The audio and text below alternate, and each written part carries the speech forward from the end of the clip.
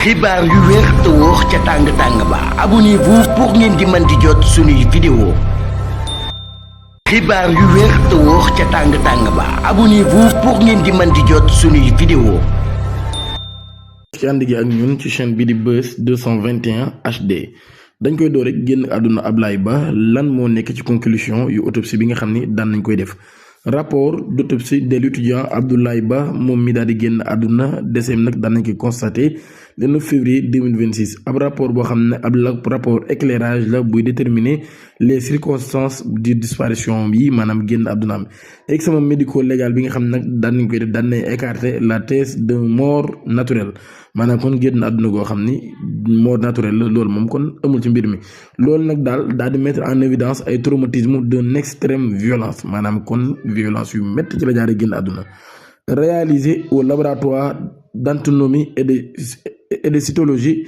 pathologique de l'hôpital général Idrissa Pouye par docteur M.A. Diallo l'expertise daan nay conclure nag Abdoulaye Ba mi ci ay gaañu ci la jaar ne daal di mujj àdduna génn àdduna muy ay gaañu yu metti lool comme moom Abdoulaye Ba mi daal dañ koo tabassé à mort maanaam dañ koo jàpp dóor ba fa la jaaree génn àdduna muy mbir mu doy waar lool kon ay mbokkam daan nañuy amal point de presse di dankaafu ak di mettilu li nga xam ne xew na daal dal ci kaw seen doom ji nga xam ne dañoo faat bakkanam chambre d'accusation financière daan nay dëggal liberté provisoire bi nga xam ni dañ koo mayoon Farba Ngom ginnaaw bi nga xamee nag daal ab appel boo xam ni dañ ko interjeté par le parquet financier contre l'ordonnance de mise en liberté provisoire sous contrôle judiciaire accordée à Farba Ngom par le juge Diarra. L'affaire a été examinée ce jeudi devant la chambre d'accusation financière audience nag doon na am ci kanamu ay avocat am ci loolu yi kon nag daal ñoom ñi daan nañu dëggal bàyyi gi nga xam ni bàyyi nañ ko maire bu Matam bi di bàyyi nëggandiku bu ñu sukkandiku ci information seen web nag chambre d'accusation bi daan nay confirmer l'ordonnance bi nga xam ne nag daal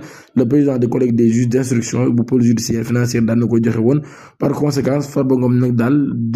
dinañ ko may ak féex bu fekkee parquet bi deful benn appel fii ak juróom benn fan abonné